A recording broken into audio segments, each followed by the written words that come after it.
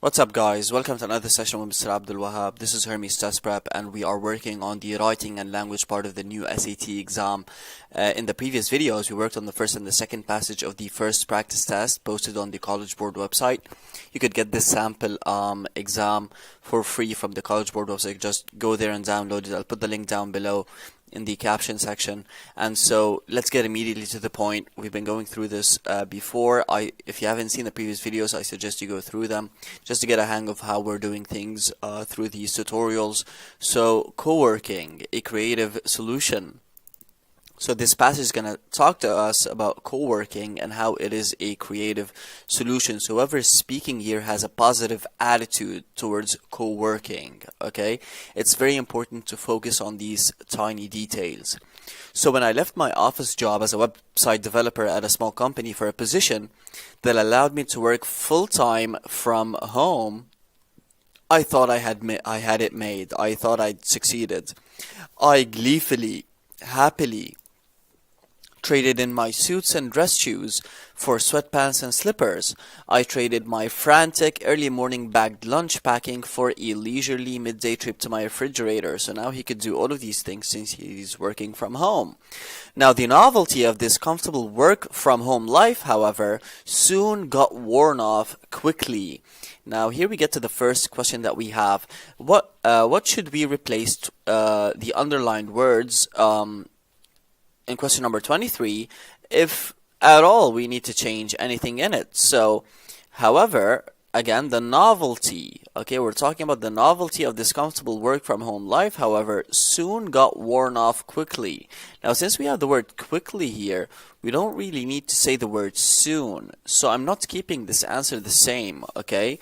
And got worn off, this seems a bit wordy, okay? So let's take a look at the options that we have. So we're definitely changing. We're not going with no change. Now, promptly, okay, in options B and C, they mean something like quickly, okay, that is immediately. And so B and C just repeat the same words again and again. Now, if we just say wore, it wore off, that's actually briefer and better and more direct. So, however, this novelty, the novelty of this comfortable work from home life, however, wore off quickly. That is much shorter and it gets straight to the point without any problems. So within a month, I found myself feeling isolated. So at first, he loved this job from home, he was comfortable, but then he began to feel isolated. Despite having frequent email and instant messaging contact with my colleagues, having become frustrated trying to solve difficult problems, no colleagues were nearby to share ideas. Now, in this sentence, okay, we have a problem with the underlined part in 24. And we discussed this issue in my the grammar course tutorial videos, and that is when you have a modifier, you need to make sure that it modifies the right word. What we have here is what we call a dangling modifier, and it begins here, that is, having become frustrated trying to solve difficult problems. This part of the sentence, okay, needs to describe the subject, okay, that follows it. Now, are the colleagues or no colleagues, were they the ones having become frustrated trying to solve difficult problems? Well, not exactly. The one who was having or who has become frustrated trying to solve difficult problems is the narrator or the author of this essay or article. So we're looking for the option that gives us I, okay? I, or the speaker in the text, okay? So by going with no colleagues, we are modifying the wrong, okay? We're modifying the wrong subject, okay? So I'm not going with A. I'm changing it. If I say colleagues again, I haven't solved the problem. And if I say ideas, okay, I'm also committing the same mistake. That is, it's not the ideas that which have become frustrated trying to solve difficult problems. It is I who have become frustrated trying to solve the difficult problems. So that's the issue number 24 solved. It was during this time that I read an article into co-working spaces. Now, when you read something, okay, when you read an article, okay, you read about something, not into. Okay, so I'm changing this. Here we've got about. So there is our answer. You don't read upon something, or I mean, you can read for someone, but that's not the intended meaning in the text. Okay, the intended meaning is that he read about co-working spaces. Now, the article published by Forbes magazine, okay, explained that co-working spaces are designated locations that for a fee, for paying money, individuals can use, okay, to conduct their work, to do their work. The spaces are usually stocked with standard office equipment, so that they have the equipment that you need in those co-working spaces, such as photocopiers, printers, and fax machines. Now, when we want to introduce a list of items, okay, we can use the words such as, okay, there is no problem at all with it. And when you want to use such as, you don't really need a comma after it. You don't need a colon in either cases. So I'm going with A. I'm keeping such as it is because it introduces the items correctly according to the standards of the English language. Here we have the comma, which is required before such as. So this is perfect really for the sentence. Now, in these locations, however, the spaces often include small meeting areas and larger rooms for hosting presentations. Now, again, there's something weird and wrong in the sentence because it says however. Now, whenever you have a however, someone is introducing a contrasting or an opposing idea. Okay, so in these locations, however, I expect to see something negative, okay, that contrasts what was mentioned before. So in the previous sentences, they were telling us what these standard or what these co-working spaces are stocked with, what they're filled with. But then you say however, and then you tell us again what they have, which is small meeting areas and larger rooms for hosting presentations. Those are good things, okay? So the use of the word however here is wrong. So I'm gonna need to change this, okay? So in addition to equipment, okay, the spaces often include small meeting areas and larger rooms for hosting presentations. The use of the words in addition, okay, and in addition to the equipment, this makes B a very good option to replace the underlined words with. For these reasons, the spaces often include small meeting areas. The small meeting areas are not included because there are fax machines or printers or photocopiers. So for these reasons is really not the best answer you want. Now, likewise, we use likewise when we want to introduce a similarity. Now, here we're not comparing anything. We're not looking for similarities here. So likewise would be an inappropriate in this particular sentence. Okay, so we're going with B. Now, the cost of launching a new co-working business in the United States is estimated to be approximately $58,000. Now, the author of this article is not looking to launch, okay, a new business. He's not looking to start a new business. So it is very strange that there should be a sentence in this passage, or even in this paragraph specifically, that talks about the cost of launching this business. He's not thinking of launching the business. He's thinking of actually attending, going to co-working spaces. He's talking to us about the benefits of working at those co-working spaces. So in question 28, they tell us the writer is considering deleting the underlined sentence. Should the sentence be kept or deleted? Now, of course, at this point, you should know that it should be deleted. So I'm immediately canceling options A and B, which say it should be kept. Again, if you go through this paragraph, okay, you will see that he's talking about the benefits, okay, of co-working spaces. This sentence really has nothing to do with the benefits at all, or what the co-working spaces include. It doesn't tell us about what they include. Just talks to us about the cost of launching this business. So we're not keeping it. We're deleting it, okay? But we need to know why we're deleting it, okay? We need to say, give the proper reason. It is deleted because it blurs, okay? It blurs the paragraph's main focus with a loosely related detail. That's true. Okay, it's blurring the main focus. It doesn't follow the main idea mentioned in the paragraph. It repeats information that has been provided in an earlier paragraph. Well, no earlier paragraph, okay, mentioned this piece of information, so it's not repeating anything. So C is the best answer. What most caught my interest, though, okay, let's continue reading, was a quotation from someone who described co-working spaces as melting pots of creativity. The article refers to a 2012 survey in which 64% of respondents noted that co-working spaces prevented them from completing tasks in a given time. Again, this seems like a misplaced piece of information. And he's referring to the creativity. He's talking about the creativity of the place. It is very strange that he should follow a quotation that talks about how creative these co-working spaces could get, with the fact that 64% of respondents noted that it prevented them from completing tasks in a given time. There is a great rift in focus or in content, regardless of whether the information is correct or wrong. Okay, now at this point, this is question number 29. The writer wants to add specific information that supports the main topic of the paragraph. This is the perceived effect of co-working on business skills. This is a positive impact. This is a negative impact. So completing tasks in a given time, 64% of the people in the survey said that co-working spaces actually help them complete tasks in a given time. So this is actually stating the opposite of what's in the survey. So this is wrong, okay? Which choice most effectively completes the sentence with relevant and accurate information based on the paragraph above?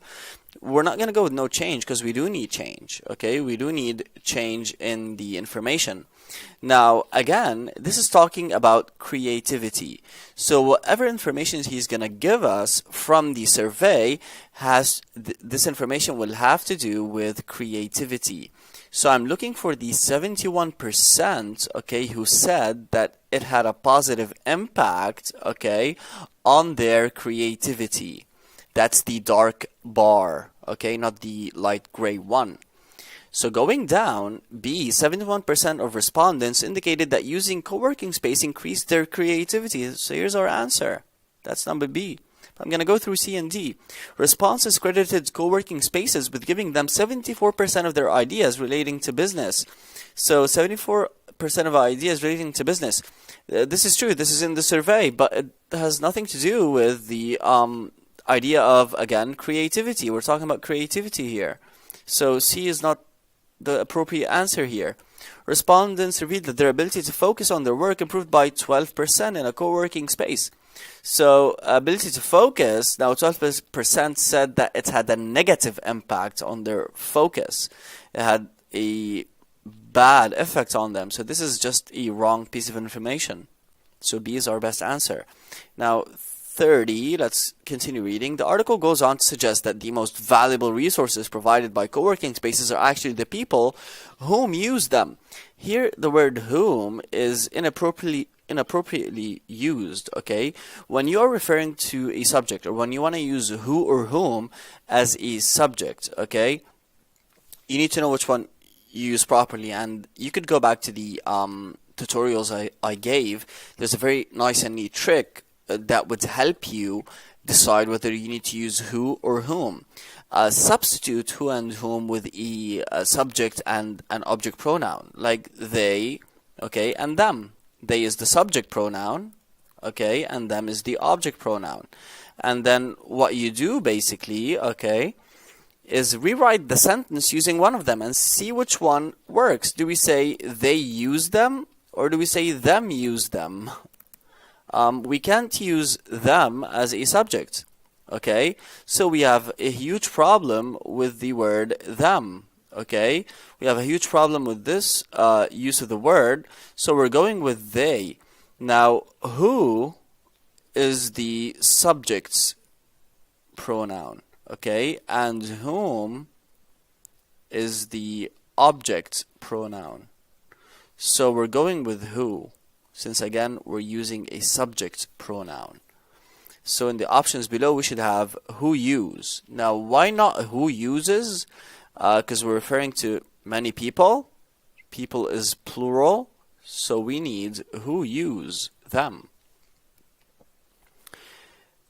Thus, okay, let's continue reading. Even though I already had all the equipment I needed in my home office, I decided to try using a co-working space in my city because I was specifically interested in co-working's reported benefits. Okay, he was interested in the benefits related to creativity. Again, he's really focused on the creativity issue. I chose a facility that offered, okay, a bright, open work area where I wouldn't be isolated. Throughout the morning, more people appeared. Periods of quiet during which everyone worked independently were broken up, okay, occasionally with lively conversation. So there was some talking. You wouldn't feel isolated in those areas. Now here we have question 31. The writer wants to add the following sentence to the paragraph. After filling out a simple registration form and taking a quick tour of the facility, I took a seat at a table and got right to work on my laptop. Now, before we even look at the options that we have, where would you naturally put this sentence, okay? Now, I would personally look for right before him beginning to work, or right when he arrives at the place, okay? So if you take a look at sentence 2, because I was specifically interested in co-working's reported benefits related to creativity, he chose a facility that offered a bright open work area where he wouldn't be isolated, okay? So from this sentence onwards, he begins to tell us what happened there. So throughout the morning, more people appeared. Now, of course, he wouldn't be there if he hasn't yet filled out a registration form and if he hadn't yet taken a quick tour of the facility. So this must happen, okay, before sentence 3. So he filled the registration form and he took a quick tour of the facility, and then he took a seat at a table and got right to work on his laptop, and then throughout the morning more people appeared. So we're looking for an option that tells us after sentence 2. Okay, or before sentence 3, depending on the options that you will have. I like the experience so much that I now go to the co-working space a few times a week. Over time, I've gotten to know several of my co-working colleagues. Another website developer, here he's listing for us the colleagues that he's gotten to know: a graphic designer, a freelance writer, and several mobile app coders. So again, as we said, when we want to introduce items in a list, it is appropriate to use the colon. It is inappropriate to use the semicolon. It is inappropriate to use the comma or to use nothing. So I'm going with no change. I'm keeping the colon. Even those of us who work in disparate fields are able to share advice, that is, in different fields. Okay, they're able to share advice and help each other brainstorm.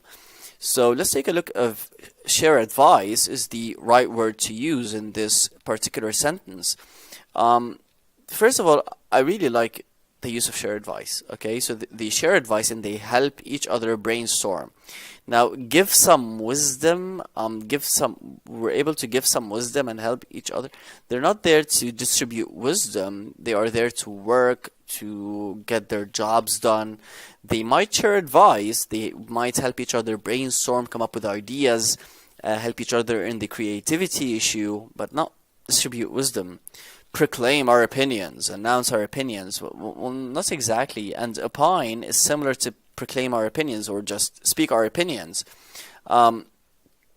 So in fact, it's the diversity of their talents and experiences that makes my co-working colleagues so valuable.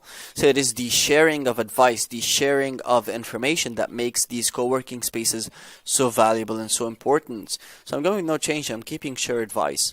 So that is the third passage in the writing and language part of the new SAT. Again, this is practice test number 1. You could go on the College Board website and download those practice exams. Make sure you do that and work on them.